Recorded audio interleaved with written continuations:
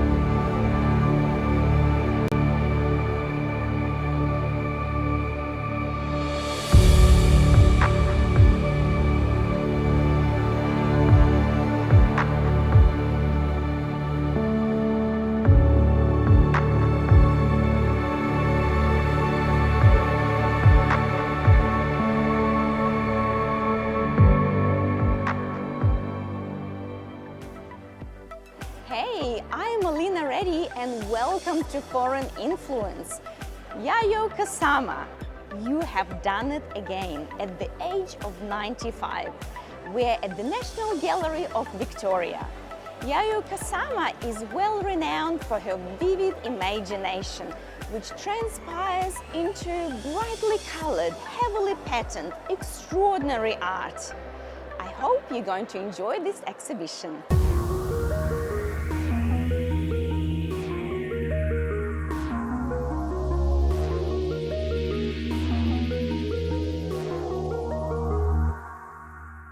We are exploring the Yayoi Kusama exhibition. It's the summer blockbuster exhibition here at the NGV, and we're going deep already into the polka dots. We're already here. So Yayoi Kusama, a very important Japanese artist, still working now, 95 years old. Impressive. And producing incredible work. But you know, the thing with the polka dots, as we'll travel through the exhibition today, is that they relate to hallucinations that she used to have as a child. And she used to see these dots, she used to see these images, and how incredible that it has now become an artwork, it's become part of her repertoire. And look at where we are. We're standing inside her wild imagination. Yes, she is the global phenomenon.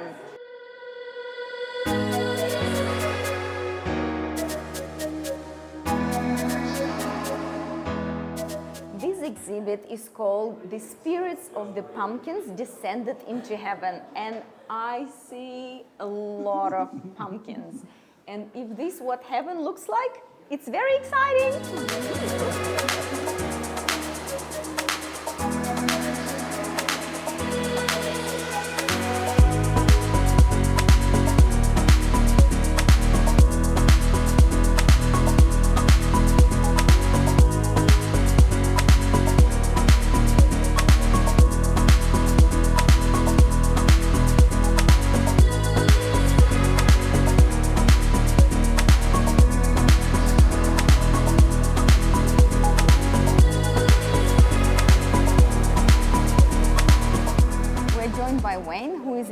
Curator of Asian Art at the National Gallery of Victoria. Lovely to meet you. Very nice to meet you too. Please tell us about what you think of this exhibition. Well, it's quite an amazing feeling for it finally to open after 6 years of work, and bringing artworks from all areas of Japan, from the artist's collection, from one of her from her main gallerist in Japan, some of the rarer work from the early period, which we had to approach regional museums in Japan to access, some private collectors throughout Asia, to bring together this amazing overview of the 8.5 decades of Kusama's career. It is absolutely incredible. And you mentioned that it took you a lot of times, a lot of flights, backwards and forwards, a lot of negotiations. That's a massive, massive achievement. A lot of the works are very fragile, and we did have to build up a great relationship of trust and goodwill between ourselves and some of the museums and collectors that have the works. But it's all been worthwhile. Absolutely. What, in your eyes, what makes Kusama's work stand out more than any others? Well, one of the amazing things that gradually I understood as I was working on the exhibition, that it's not only amazing artwork and popular artwork, but it's one of the great social stories of the 20th and 21st century.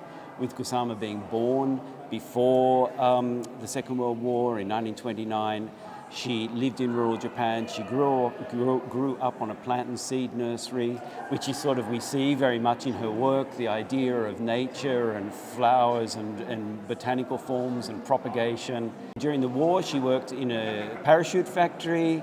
After the war, it was the very difficult times, austere lifestyle in Japan. And she had all of these incredible experiences that were of the moment. Japan being not connected to the international art world in the 1950s, her seeking international publications to be inspired by, and then her great goal to leave Japan and find a place in the international art world in the 1960s, which she finally did. And how brave was that for a woman leaving Japan and going to the United States of America? Landing in New York in 1958.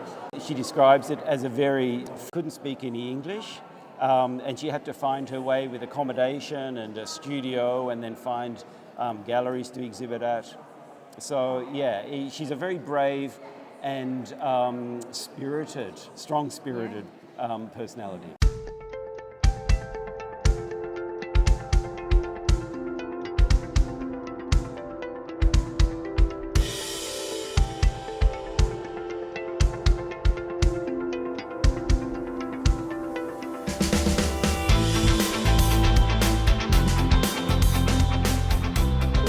At this amazing room.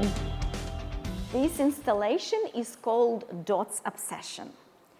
Yayoi Kusama refers to her work that it's all about love and peace. Actually, dots represented a lot, not just for decoration purposes for Yayoi, but she also tried to tell the world that dots are to cover things up. And the issues like female being represented or underrepresented in the art industry, and also racism.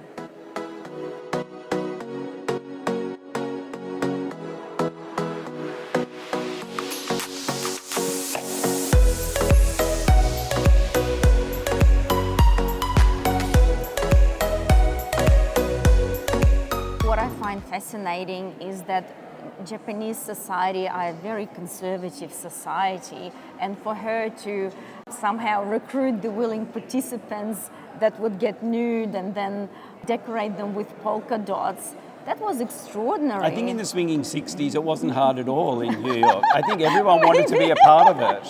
You know, it was an era of sexual liberation and challenging the establishment. It was the era of anti-Vietnam protest. It was the era of challenging the government and the establishment of the financial establishment. And she was very much involved with all of that. And I think a lot of other young, disillusioned people in America were gathering in New York to places like Kusama's studio to be part of great sort of new movement that they saw with great optimism of changing the future, sort of making a path to a new, brighter future than what they'd existed. We see that optimism in her work from that New York period. Then in the late 1960s, she left New York and returned to Japan with some mental issues where she voluntarily went into care, to mental care, which she's lived right to this point, but still harnessing those unique personal conditions to be making great inspirational artwork. She's 95 years old. She's still active as an artist on a daily basis. We see we can enter these mirrored infinity rooms and experience and be transported to a different world, but also we can see her hands-on painting that she does on a daily practice, right through her career, and even to this day, you know, she lives for art, and that's one of the things that contributes to her longevity. I really like how one of her studio assistants today, earlier on, how she said that Kusama says that if I climb a mountain and I'm on top of it, I actually want to make it higher. Yeah, it's inspirational to us all, I think. It is very inspirational. Yep.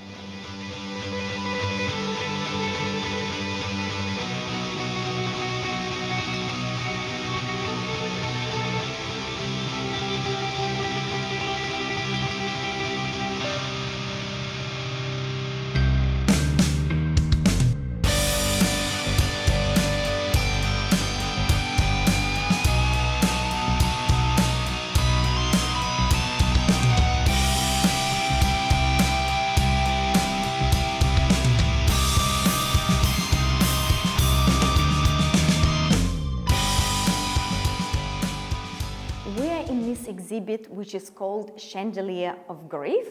It represents infinite world within a confined space.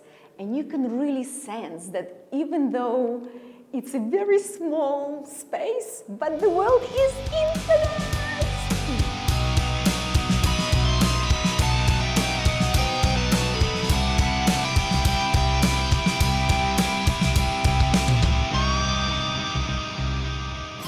Joined by Kim, and Kim is a huge art collector of Yayoi Kusama's work.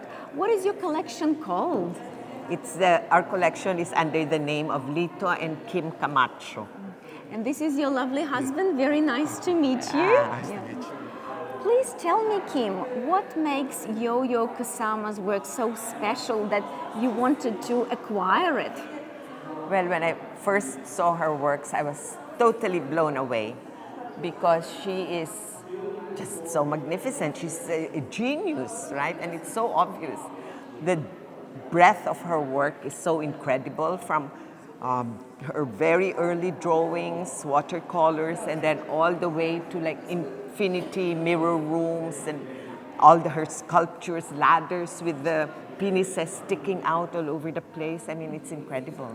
So the breadth and depth and the originality of it all, the creativity, playfulness, just smashing. That's why everybody loves her works, from little kids to Seb there, to old people. You know, her exhibitions attract everybody. Yeah, it is very relatable and very exciting for all ages. Correct. And I can see a beautiful outfit. Oh, thank you. By Louis Vuitton. Correct. Did they produce something in honor of Kusama? A lot. So they've done it twice. Louis Vuitton has had 2 collaborations with Kusama. The first one, I believe, was in 2012, and they sold more than they've sold at Christmas time. Oh, wow. So because of that, they repeated another collaboration in 2022-23. And that's where I got these. You look stunning. Thank you, thank you. So, I mean, it was incredible. They had like a 4-story statue of her outside Harrods. You know, so all over the world, the Louis Vuitton, like 500 plus stores were plastered with her statues. They had statues painting on display window. Incredible. And we are standing behind a painting, and your family owns this painting. Yes. Please tell me, what did you fall in love with in this painting? Look at that. I mean, isn't that so special? Have you seen anything like that in the whole world? I mean, I counted once the depth, you know, and I think I went up to 17 levels deep. Wow. So it's amazing. And this is a very rare work. There are only 2 of it in the world. One is in a museum in Japan, which is like slightly wider but narrow, not as tall, shorter and a little wider. And it's called The Sex Obsession. And it's so famous that M+, the museum in Hong Kong that was one of the museums that borrowed this work from us, made a phone cover. Oh, see? That's incredible. By Casetify. By Casetify. My friend at Sotheby's sent me a photo with all of them putting their phones on the table and all had the same case. So this has traveled to the museum in Bilbao, the Guggenheim Museum, and the National Gallery in Serralves Museum, also National Gallery Singapore. It is very, very kind of you to loan it to different museums and for so many people to be really touched and appreciate her art. This is just absolutely incredible. That's one of our joys in collecting. We lend to museums. To share it with people. Yes, so our collection is like a library. So at any one time, we have maybe 10 to 20 works in museums all over the world. Like now we have a work of David Medalla in Museo Tamayo in Mexico City.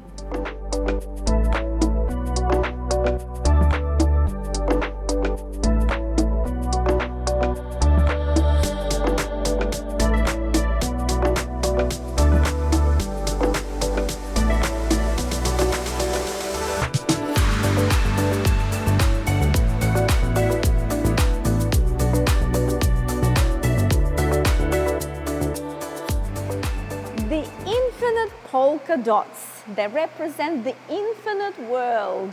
Remember one of the paintings we were standing in front?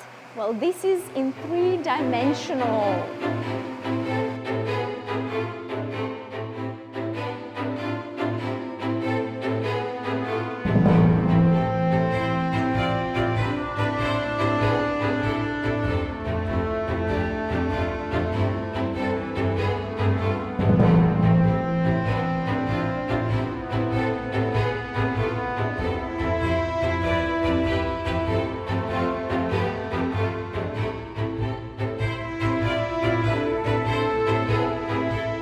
Hello, my name is Hidenori Ota. I'm a gallerist of the Ota Fine Arts.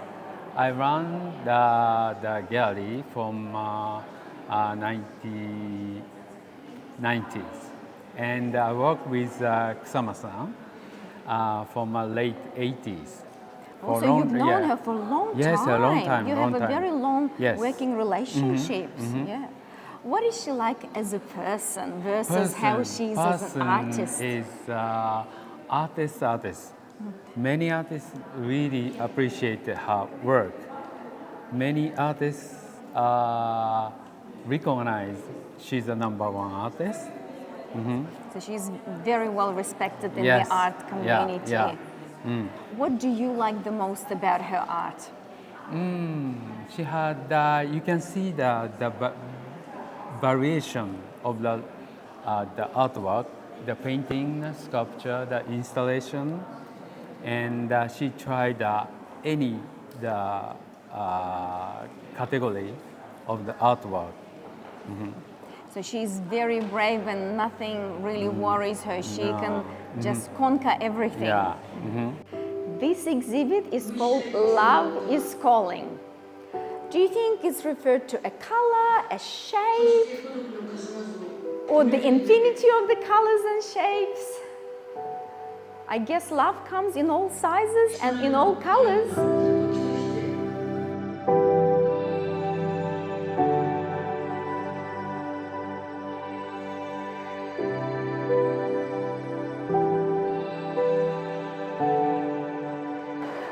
joined by Eunice, who is a very famous TikToker, influencer, and a beautiful model.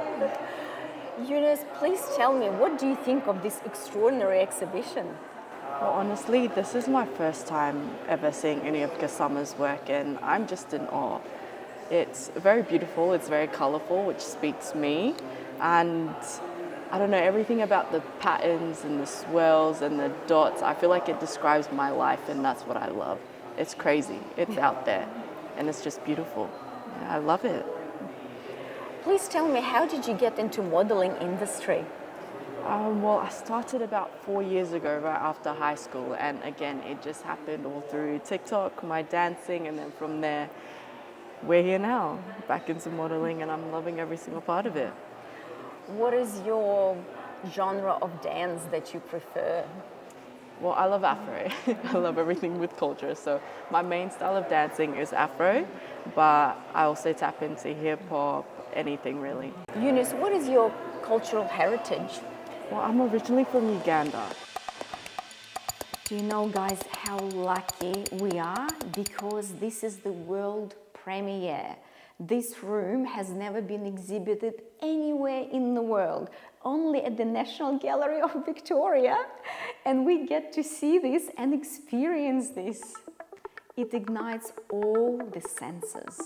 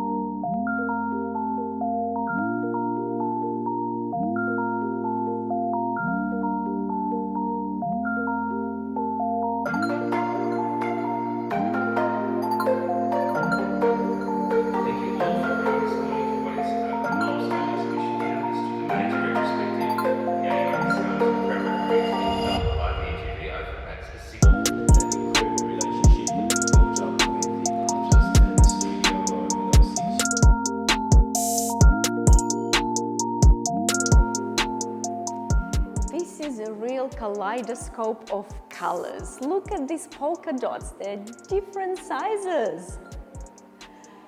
This room instantly gives me such an elevated mood. I instantly feel so joyous and happy.